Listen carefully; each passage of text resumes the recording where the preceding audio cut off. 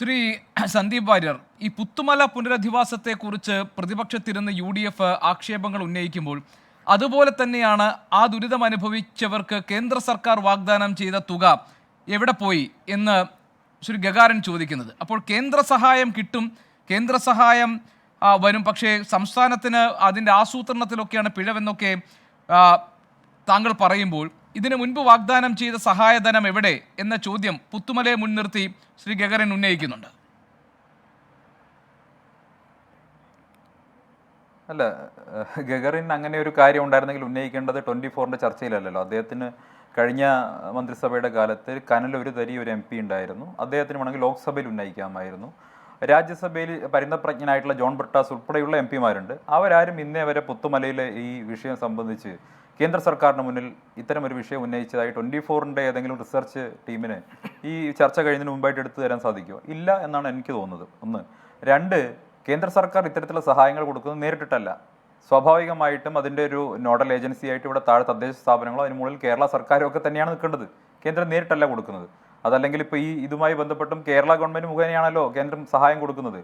ഞാൻ എൻ്റെ ആദ്യ ഘട്ടത്തിൽ ഞാൻ എവിടെയും രാഷ്ട്രീയമായിട്ടൊരു ആക്ഷേപം ഉന്നയിച്ചില്ല.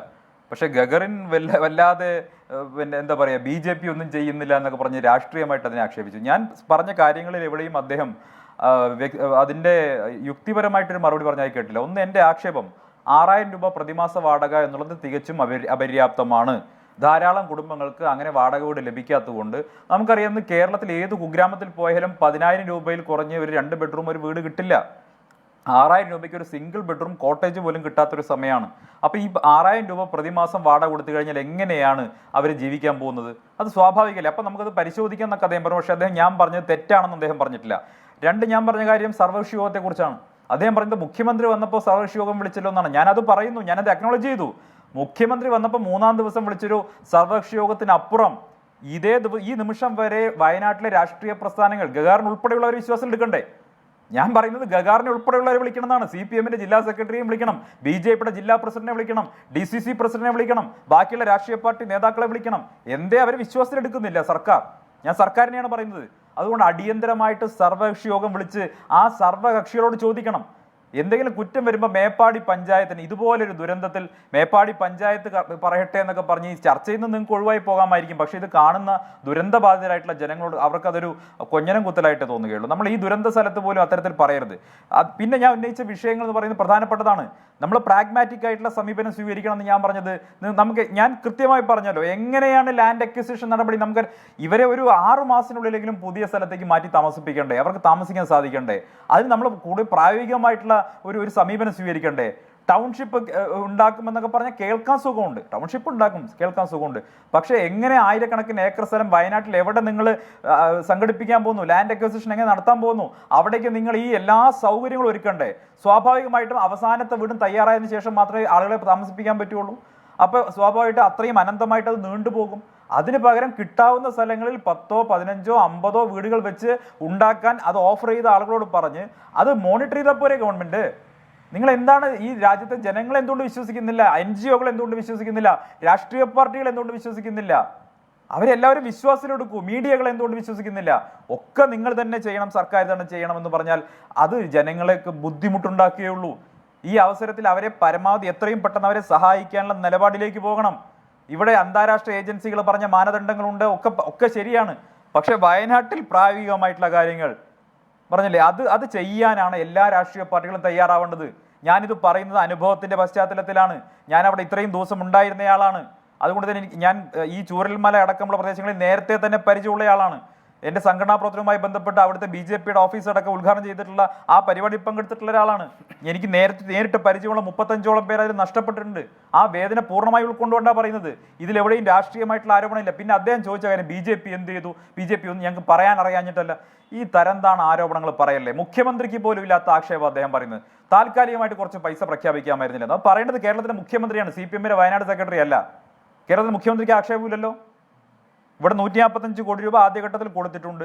ആദ്യത്തെ നഷ്ടപരിഹാരം പ്രഖ്യാപിച്ചത് പ്രധാനമന്ത്രിയാണ്. സൈന്യം ഉൾപ്പെടെ രാജ്യത്തെ മുഴുവൻ ഏജൻസികളും റെസ്ക്യൂ വർക്കിന് വേണ്ടി ഇവിടെ വന്നിട്ടുണ്ട്. ബെയിലി പാലം സാധ്യമായതുകൊണ്ടാണ് മുണ്ടക്കൈയിലേക്ക് റെസ്ക്യൂ വാഹനങ്ങൾ കടന്നുപോയത്. ഇതൊക്കെ നമ്മൾ കണ്ടതല്ലേ. ജനങ്ങൾ പോലും ആർമിയെ എപ്രകാരമാണ് നമ്മൾ മുഴുവൻ ആളുകളും മലയാളികളും സല്യൂട്ട് ചെയ്തില്ലേ? എന്നിട്ട് എന്തിനാണ് കേന്ദ്ര സർക്കാർ ഒന്നും ചെയ്തില്ലെന്ന് ആക്ഷേപിക്കുന്നത്? പാർട്ടി എന്നുള്ള നിലയ്ക്ക് ഞങ്ങൾ ചെയ്ത എന്താണെന്നുള്ളത് ഗഗാറിന് പറയാം. 30-ാം തീയതി മുതൽ BJPയുടെ സംസ്ഥാന പ്രസിഡന്റ് കെ സുരേന്ദ്രൻ ഉൾപ്പെടെയുള്ള മുഴുവൻ നേതാക്കളും അവിടെയുണ്ട്. നിങ്ങളൊക്കെയുണ്ട്, എല്ലാ പാർട്ടിയുടെ നേതാക്കന്മാരുണ്ട്, ഞങ്ങൾ മാത്രമല്ല. നമ്മളെല്ലാവരും ഒരുമിച്ചാണ് ചെയ്തിട്ടുള്ളത്. അപ്പൊ ഒരു തികഞ്ഞ നിലവാരം കുറഞ്ഞ രാഷ്ട്രീയ ആരോപണത്തിലേക്ക് പോകരുത്. BJP എന്ത് ചെയ്തു എന്ന് ചോദിക്കരുത്. BJP ഈ വിഷയത്തിൽ കൃത്യമായി ചെയ്യേണ്ട കാര്യങ്ങളെല്ലാം ചെയ്തിട്ടുണ്ട്. ഒരു പരസ്പര ധാരണയോടുകൂടി മുന്നോട്ട് പോകാൻ തയ്യാറാവണം, വിശ്വാസത്തോട് മുന്നോട്ട് പോകാൻ തയ്യാറാവണം. മുഖ്യമന്ത്രി വന്നതിന് ശേഷം ഈ നിമിഷം വരെ അവിടെ ഒരു സർവകക്ഷി യോഗം വിളിച്ചിട്ടില്ല എന്നെന്റെ ആക്ഷേപം, ആ ആക്ഷേപം ഗഗാറിൻ ശരിവച്ചിട്ടുണ്ട്. 2, ഈ വാടക തുക പര്യാപ്തമല്ല എന്നുള്ള എൻ്റെ ആക്ഷേപം അത് ഗഗാറിൻ ശരിവച്ചിട്ടുണ്ട്. 3-ാമത്തേത്, അവിടെ ഈ ഞാൻ ഉന്നയിച്ച മറ്റൊരു കാര്യം, രാഷ്ട്രീയമായിട്ടുള്ള ചില ഇടപെടലുകൾ നടക്കുന്നു. ഞാൻ സൂചിപ്പിച്ചത് സംസ്ഥാനത്തിന് ഇടപെടൽ നടക്കുന്നതല്ല, അവിടെ നടക്കുന്നുണ്ട്. ഈ ചർച്ചയ്ക്ക് ശേഷം അതുമായി ബന്ധപ്പെട്ട വിശദാംശങ്ങൾ BJPയുടെ ജില്ലാ അധ്യക്ഷൻ അവിടുത്തെ കളക്ടർക്ക് കൈമാറും. ഒരു സംശയവും വേണ്ട, നേരത്തെയും കൈമാറിയിട്ടുണ്ട്. ഇത്തരം പ്രശ്നങ്ങൾ ഞങ്ങൾ ബഹുമാനപ്പെട്ട ജില്ലാ കളക്ടറോട് പറഞ്ഞിട്ടുണ്ട്. അതിലപ്പുറം ഞങ്ങൾക്ക് CPMന്റെ ജില്ലാ സെക്രട്ടറിയെ വിളിച്ച് പറഞ്ഞ് ബോധ്യപ്പെടുത്തേണ്ട കാര്യമില്ലല്ലോ. ഈ വിഷയങ്ങൾ ഉണ്ട് എന്നുള്ളത് ഞങ്ങൾ ജില്ലാ കളക്ടറെ ബോധ്യപ്പെടുത്തിയിട്ടുണ്ട്. അവിടുത്തെ മന്ത്രിതല സമിതിയുമായി ഞങ്ങൾ സംസാരിച്ചിട്ടുണ്ട്. ഞാൻ തന്നെ മന്ത്രിതല സമിതിയിലെ മന്ത്രിമാരുമായി സംസാരിച്ച സമയത്ത് ഞാൻ പറഞ്ഞു, നിങ്ങൾ പ്രായോഗികമായിട്ടുള്ള സമീപനം സ്വീകരിക്കണം. നേരിട്ട് സംസാരിച്ചിട്ടുള്ള വിഷയമാണ്. അപ്രായോഗികമായിട്ടുള്ള കാര്യങ്ങൾ പറഞ്ഞ് ജനങ്ങളെ ബുദ്ധിമുട്ടിക്കരുത്. ഇതൊരു അഭ്യർത്ഥനയാണ്.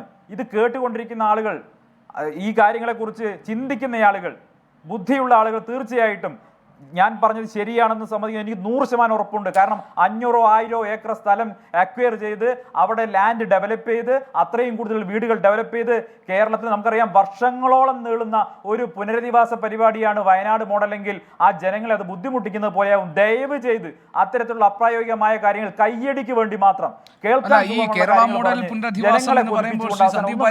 അത് താങ്കൾ വിചാരിക്കുന്ന പോലെ സർക്കാർ ഏകപക്ഷീയമായി നടപ്പാക്കാൻ പോകുന്നല്ലോ. താങ്കൾ നേരത്തെ സൂചിപ്പിച്ചതുപോലെ രാജ്യാന്തര സംഘടനകളുടെ ഒക്കെ മാർഗനിർദ്ദേശങ്ങൾ പാലിച്ച് ഇവിടെ സർവകക്ഷി യോഗം നടത്തി രാഷ്ട്രീയ കക്ഷികളെ വിശ്വാസത്തിലെടുത്ത് ഈ ദുരന്തബാധിതരായ ആളുകളുടെ നിർദ്ദേശങ്ങൾ സ്വീകരിച്ച് ആ നിലയ്ക്കാണ് അത് നടപ്പാക്കാൻ ഉദ്ദേശിക്കുന്നതെന്ന് മുഖ്യമന്ത്രി ഇതിനോടകം തന്നെ വ്യക്തമാക്കിയിട്ടുണ്ടല്ലോ. പിന്നെ ആ കാര്യത്തിൽ ഒരു ആശയക്കുഴപ്പത്തിന്റെ നടക്കുന്നില്ലല്ലോ, അതല്ലേ പ്രശ്നം. അല്ല, അത് അതിലേക്ക് കടന്നിട്ടില്ല. കാരണം അതിന് പ്രാഥമികമായ കണക്കെടുപ്പ് പൂർത്തിയായിട്ടില്ല. മരണസംഖ്യ അടക്കമുള്ള കാര്യങ്ങളിൽ ഇപ്പോഴും അവ്യക്തതയുണ്ട്. ശ്രീ സന്ദീപ് വാര്യർ, ആ തരത്തിലുള്ള സങ്കീർണതകൾ സർക്കാരിനെ സംബന്ധിച്ചുണ്ട്. എനിക്ക് ഒറ്റ കാര്യത്തിൽ ഉത്തരം കിട്ടിയാൽ മതി. ഗോപി ഒരു സെക്കൻഡ്, ഒറ്റ കാര്യത്തിൽ ഉത്തരം കിട്ടിയാൽ മതി, നമുക്ക് ഈ പ്രശ്നങ്ങളെ പരിഹാരമാവും. ഒറ്റ കാര്യത്തിൽ, വയനാട് പോലെ എക്കോ സെൻസിറ്റീവായ പ്രദേശത്ത് എങ്ങനെയാണ് ഒരു 1000 ഏക്കർ സ്ഥലം ഇവർ ലാൻഡ് അക്വസിഷൻ നടത്താൻ പോകുന്നത്? എങ്ങനെയാണ് ഏറ്റെടുക്കാൻ പോകുന്നത്? എത്ര വർഷമെടുക്കും? നമ്മൾ പറയുമ്പോൾ ആ ഇരകളാക്കപ്പെട്ടവരുടെ അനുതാപം വേണ്ടേ? എത്ര കാലം അവരിങ്ങനെ വാടക വീട്ടിലും ക്യാമ്പിലും കിടക്കും? കയ്യടിക്ക് വേണ്ടിയിട്ട് ഇങ്ങനെ പറയാമോ? കഷ്ടമുണ്ട്. ഇത് കേൾക്കുന്ന ആളുകൾക്ക് ബുദ്ധിയില്ലേ? 1000 ഏക്കർ സ്ഥലമെങ്കിലും അക്വയർ ചെയ്യാൻ കാലം എത്ര വേണ്ടി വരും? അതിന്റെ നിയമ നടപടി എത്രയും ഉണ്ടാകും? നൂലാമാലകൾ ഉണ്ടാവും. അത് എങ്ങനെ പൂർത്തിയാക്കാനാണ്? അപ്പം ചുട്ടെടുക്കുന്ന പോലെ ലാൻഡ് അക്വിസിഷൻ നടക്കുമോ? സാധ്യമായിട്ടുള്ള കാര്യമാണോ?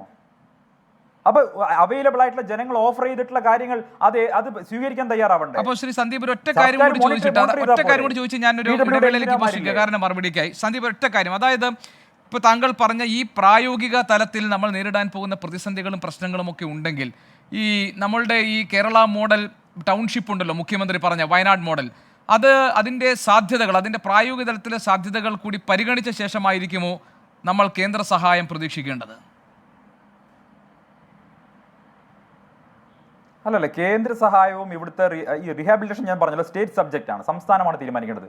കേന്ദ്രത്തിന് ഇവർ 2 ദിവസത്തിനകം റിപ്പോർട്ട് കൊടുക്കുമെന്ന് പറയുന്നു. ആ റിപ്പോർട്ട് കേന്ദ്രം പഠിക്കും. അതിനുശേഷം തീർച്ചയായിട്ടും പ്രഖ്യാപനം ഉണ്ടാവും. ആ റിപ്പോർട്ട് കിട്ടാൻ വേണ്ടി കാത്തിരിക്കുകയാണ്. ശരി, ആദ്യഘട്ടത്തിലെ സഹായം കൊടുത്തിട്ടുണ്ട്, കിട്ടിയിട്ടില്ല എന്ന് ഗഗാറിന് അറിയാത്തതുകൊണ്ട് പറയുകയാണ്.